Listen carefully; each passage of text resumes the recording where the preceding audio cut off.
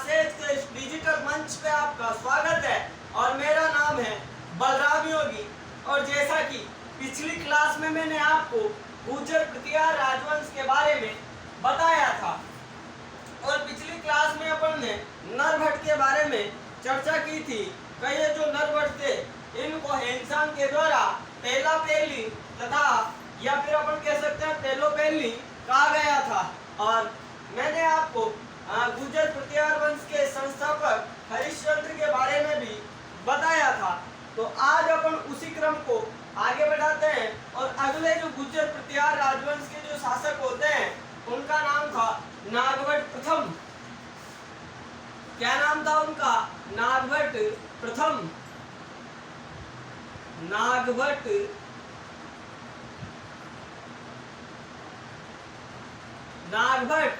प्रथम।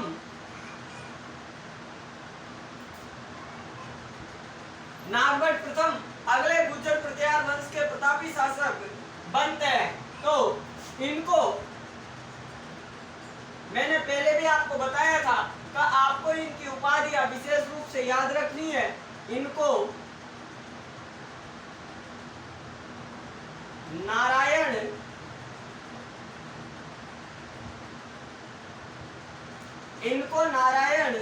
की मूर्ति का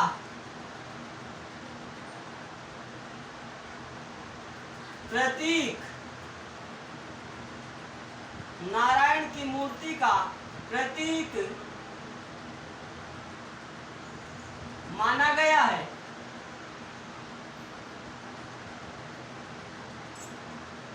इनको नारायण की मूर्ति का प्रतीक भी माना गया है। उसके अलावा अपन बात करें आगे तो इनको नागावलोक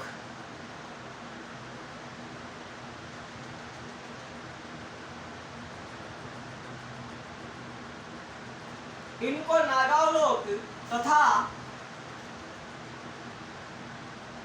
इनके दरबार को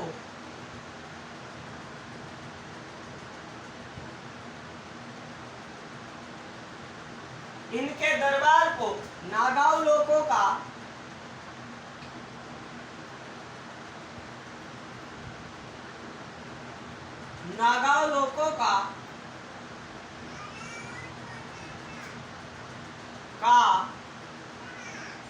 दरबार कहा गया है।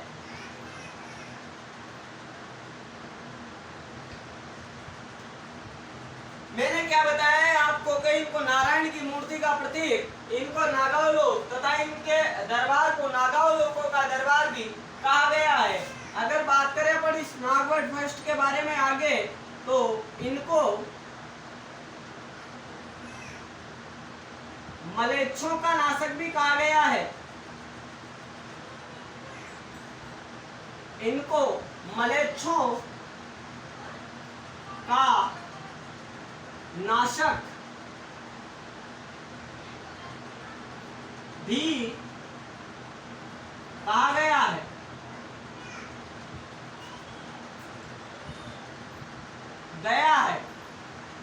अगर अपन इस नागभट्ट प्रथम की उपाधि की बात करें तो उपाधि में आप बता सकते हो क्या?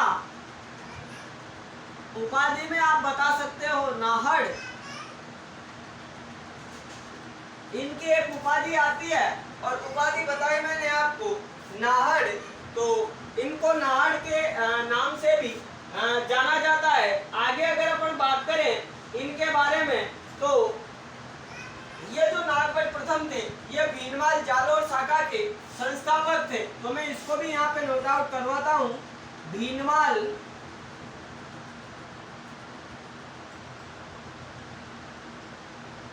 जालोर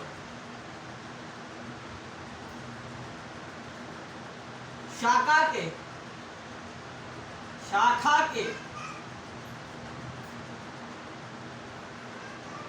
संस्थापक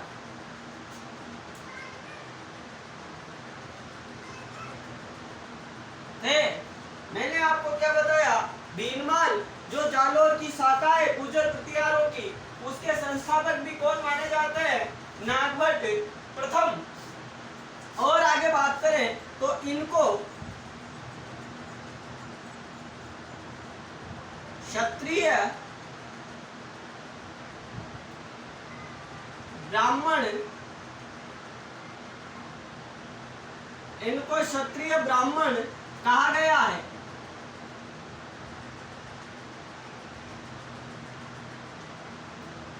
इसलिए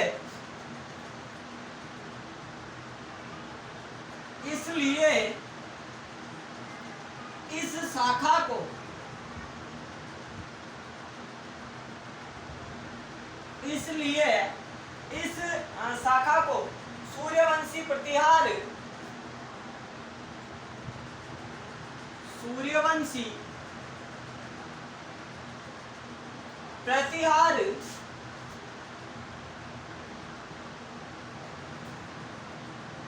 शाखा भी कहा जाता है।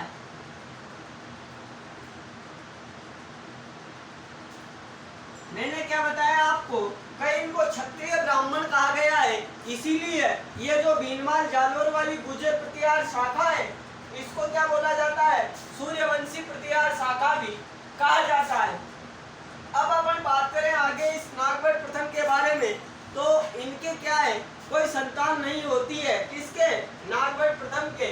तो इनके द्वारा उज्जैन में क्या है, एक यज्ञ करवाया जाता है और यज्ञ का नाम था हिरण्य गर्भधान नामक यज्ञ। तो अपन उसकी भी बात करते हैं।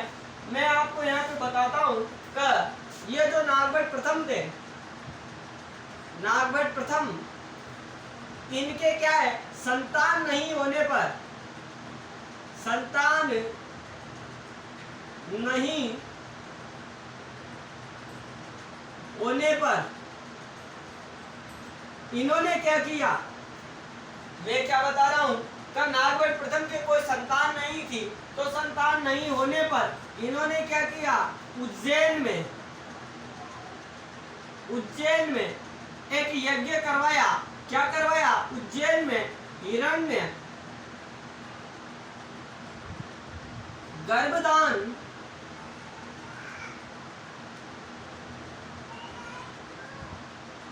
उज्जैन में हिरण्य गर्भधान नामक यज्ञ करवाया। अब आपको पता होगा जब यज्ञ करवाते हैं तो आसपास के जो शासक है, राजा है, उनको भी इनवाइट किया जाता है। तो इस समय समकालीन अगर राष्ट्रकूट शासक की बात करें अपन, राष्ट्रकूट शासक, समकालीन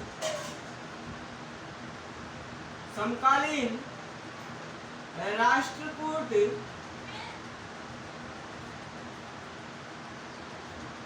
शासक, तो समकालीन राष्ट्रकूट जो शासक थे उनका नाम था दंतीदुर्ग। और इस दंतीदुर्ग की पुत्री का नाम था भूमिका देवी। अब मैं आपको ये समझाने का प्रयास करूंगा। और अगर बात करें इस नागभट्ट प्रथम के भतीजे की, तो इसका एक भतीजा भी आता है, और भतीजे का नाम था कक्कुक। भतीजे का क्या नाम था? कक्कुक, या कुक भी अपन को बहुत सी किताबों में देखने को मिलता है। तो अब मैं आपको जो समझाना चाहता हूँ उसको समझने का प्रयास करना। मैं क्या बता रहा हूँ कि इस नागभट्ट प्रथम के कोई संतान नहीं हुई, तो संतान नहीं होने पर इस नागभट्ट प्रथम के द्वारा उज्जैन में एक यज्ञ करवाया गया। और यज्ञ कौन सा? हिरण्य गर्भधान नामक यज्ञ। लेकिन यज्ञ करवाने के बाद में भी इनको संतान की प्राप्ति नहीं हुई, तो इन्होंने क्या किया, नागभट्ट प्रथम ने क्या किया, इस नागभट्ट प्रथम ने अपना ये जो भतीजा था, भतीजा कौन? कक्कुक या कुक, इसको क्या बना दिया, अपना उत्तराधिकारी बना दिया। क्या बना दिया? उत्तराधिकारी। क्या बना दिया? उत्तराधिकारी। किसने बनाया? नागभट्ट प्रथम ने। और जब ये यज्ञ हो रहा था तो इस यज्ञ में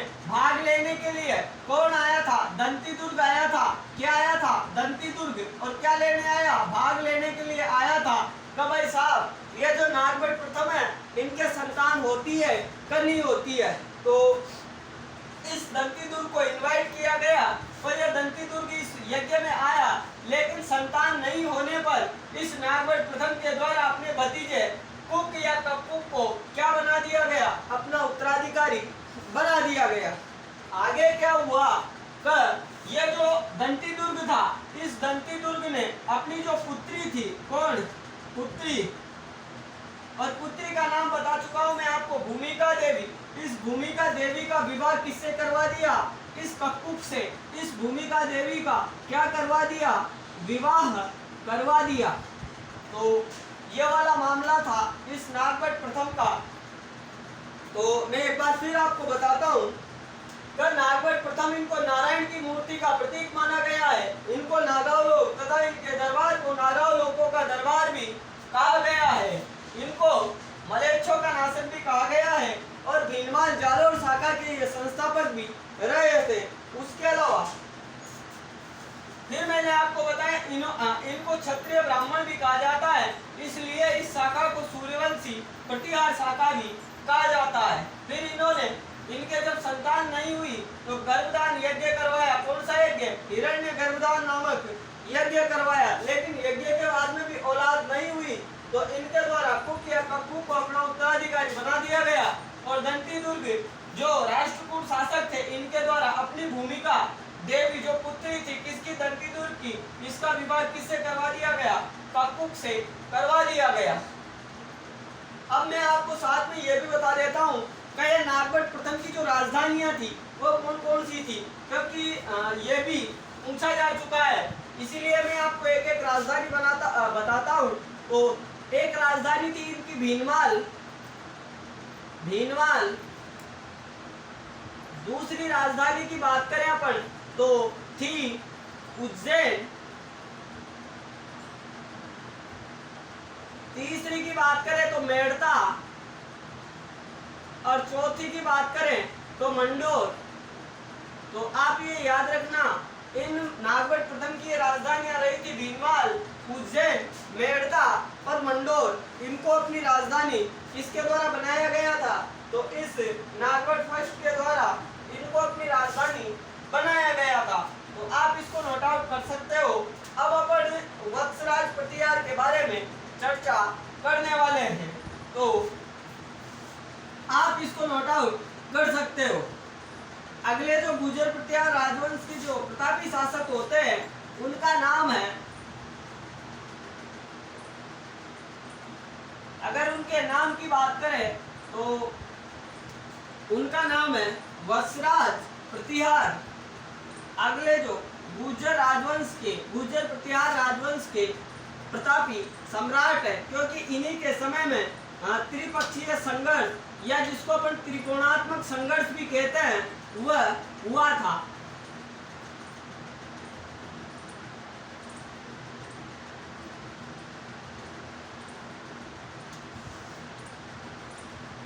तो अगले जो गुर्जर प्रतिहार राजवंश के शासक थे उनका नाम था वत्सराज प्रतिहार।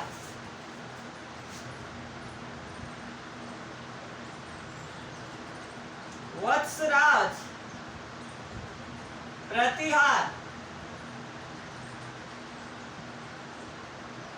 अगर इनकी उपाधियां की बात करें अपन, इनकी कौन कौन सी उपाधियां आती है, तो उपाधियों में आप बताओगे, एक तो इनकी उपाधि आती है जयवराह,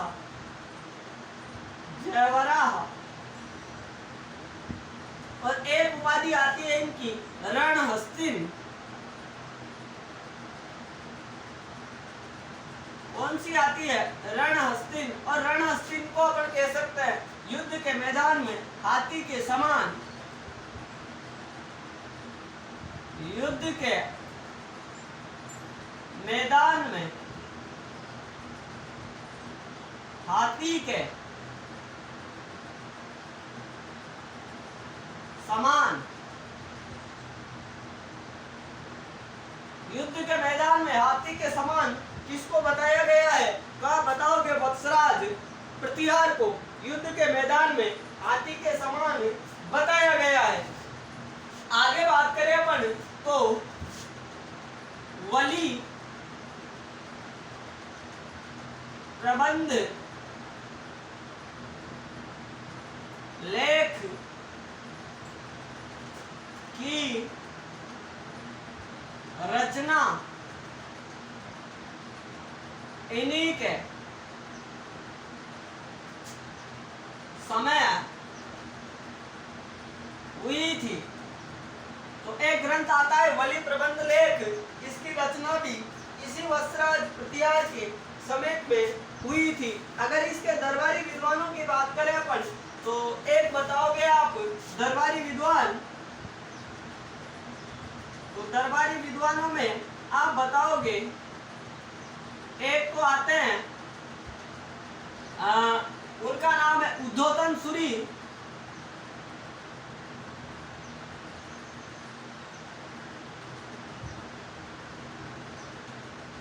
और एक आते हैं जिनका नाम है जिनसेन सूरी। तो ये इनके दरबारी विद्वान थे। कौन? जिनसेन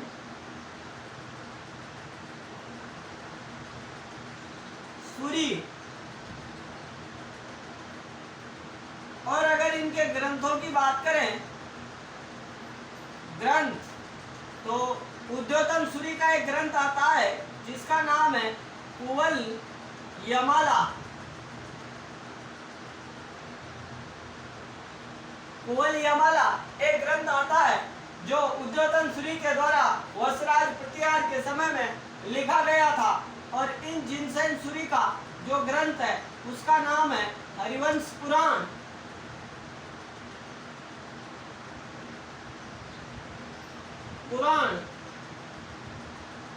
तो ये ग्रंथ इस वत्सराज प्रतिहार के समय में लिखे गए थे। और इस वत्सराज प्रतिहार के द्वारा ओसियां के मंदिरों का निर्माण भी करवाया गया था। तो अपन उसको भी यहाँ पे डिनोट करते हैं। इसके द्वारा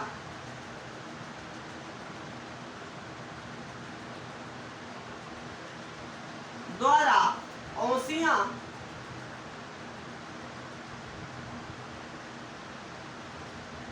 के मंदिरों का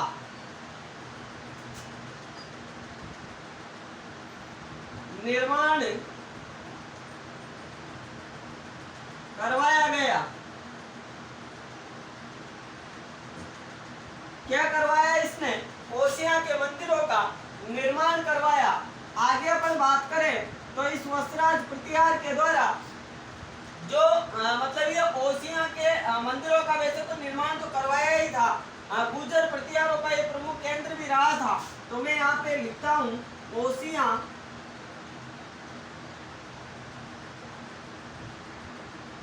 गुर्जर प्रतिहार राजवंश का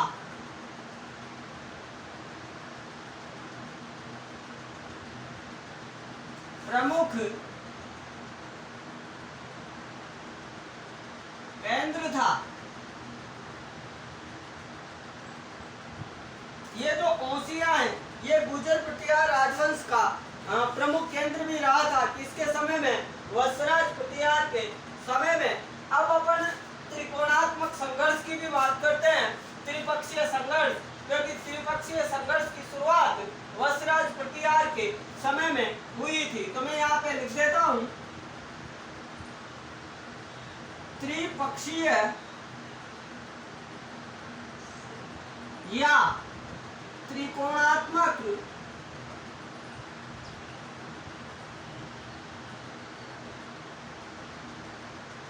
संघर्ष की शुरुआत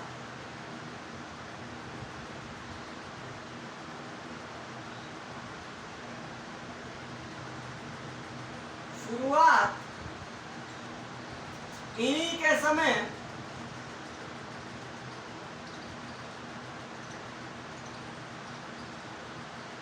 हुई थी।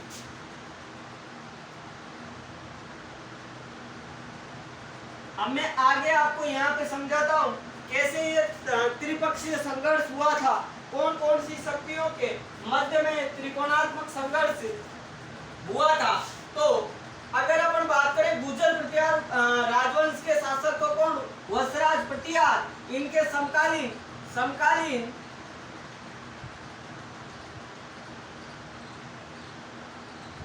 कन्नौज शासक, समकालीन जो कन्नौज था,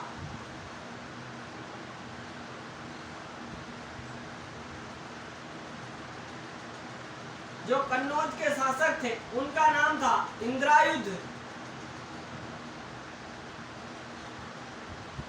अगर समकालीन पाल वंश की बात करें, समकालीन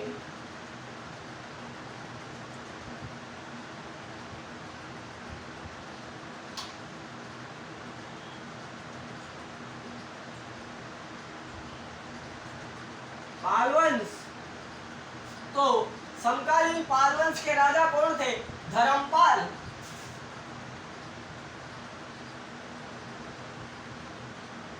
धर्मपाल। और बात करें यहाँ पे अपन राष्ट्रकूट शासक की,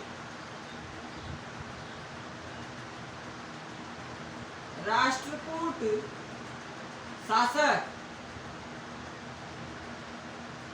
तो राष्ट्रकूट शासक थे इसमें धुरूफष्ट प्रथम। तो अब मैं आपको बताता हूं कैसे त्रिपक्षीय संघर्ष हुआ था। तो कन्नौज के शासक बताए मैंने आपको इंद्रायुध, पाल वंश के शासक बताए धर्मपाल और राष्ट्रकूट शासक बताए धुरूफष्ट। तो होता क्या है, इस वत्सराज प्रतिहार के द्वारा कन्नौज के शासक इंद्रायुध के ऊपर आक्रमण किया जाता है। क्या करता है इसके ऊपर आक्रमण, और आक्रमण में इस इंद्रायुध को हार का सामना करना पड़ता है। और इस वत्सराज प्रतिहार की इस युद्ध में क्या होती है? विजय होती है, अर्थात ये विजयी रहता है कौन? वत्सराज प्रतिहार। फिर आगे क्या होता है ये यहाँ पे आता है, लेकिन ये बोल के चला जाता है कि आप ऐसा करो, यहाँ का साम्राज्य आप ही संभालो, मैं वापस कहाँ पे जाता हूँ, अपने स्थान पे जाता हूँ। तो ये कन्नौज का शासक इंद्रायुध क्या करता है, इस धर्मपाल से सहायता मांगता है और वापस इस वत्सराज प्रतिहार के ऊपर आक्रमण करना चाहता है। तो ये सहायता के लिए इंद्रायुध किसके पास में गया? धर्मपाल के पास में, और दोनों ने मिलकर इसके ऊपर आक्रमण करने की सोची। तो इस वत्सराज प्रतिहार के द्वारा इस पाल वंश के राजा धर्मपाल के ऊपर भी आक्रमण कर दिया गया। क्या कर दिया गया? आक्रमण। और इस युद्ध में भी इस धर्मपाल को हार का सामना करना पड़ता है, और ये वत्सराज प्रतिहार इस युद्ध में भी क्या रहता है? विजयी रहता है। लेकिन इस घटना को बैठे बैठे कौन देख रहा था? धुरूफष्ट। तो धुरूफष्ट के द्वारा फिर वापस वत्सराज प्रतिहार के ऊपर आक्रमण किया जाता है। क्या किया जाता है? आक्रमण। और आक्रमण में यह वत्सराज प्रतिहार इस युद्ध में हार जाता है और यह धुरूफष्ट विजयी होता है। तो इस प्रकार ये एक दूसरे लड़ते झगड़ते रहे और इनकी जो शक्ति थी वो क्षीण होती चली गई थी। तो अपन एक बार फिर चर्चा करते हैं। फिर आगे के जो शासक है नागभट्ट, उनके बारे में अपन अगली क्लास में चर्चा करेंगे। तो इनकी दो उपाधियां आती है, जयवरा और रणअस्तिन। रणअस्तिन अपन युद्ध के मैदान में हाथी के समान इसको बताया गया है। आगे मैंने आपको बताया कब बलि प्रबंध लेख की रचना भी इन्हीं के समय में हुई थी, और उद्योधन सूरी और ये जो जिनसेन सूरी थे ये इन्हीं के दरबारी कवि थे। आगे फिर मैंने आपको बताया कि इसके द्वारा ओसियां के मंदिरों का निर्माण करवाया गया, और ओसियां गुर्जर प्रतिहारों का प्रमुख केंद्र भी रहा था। फिर मैंने आपको त्रिपक्षीय या त्रिकोणात्मक संघर्ष के बारे में बताया। कन्नौज के शासक इंद्रायुध को डिफीट कर दिया जाता है वत्सराज प्रतिहार के द्वारा। वत्सराज प्रतिहार के द्वारा पाल वंश के राजा धर्मपाल को भी डिफीट कर दिया जाता है। फिर ये जो धुरूफष्ट था, जो राष्ट्रकूट शासक था, ये वत्सराज प्रतिहार के ऊपर आक्रमण करता है और इस युद्ध में वत्सराज प्रतिहार को हार का सामना करना पड़ता है। तो आप इसको समझने का प्रयास करना, और आप इनको ऐसे कैसे आप अपने नोटबुक में उतार सकते हो, और आप अच्छे से तैयारी करें और अपना जो निश्चित जो लक्ष्य है उसको प्राप्त करें। तो इन्हीं शुभकामनाओं के साथ में आज अपन अपनी इस क्लास को यहीं पे विराम देंगे। तो आज की क्लास और अभी के लिए इतना ही। धन्यवाद। आपका दिन शुभ हो।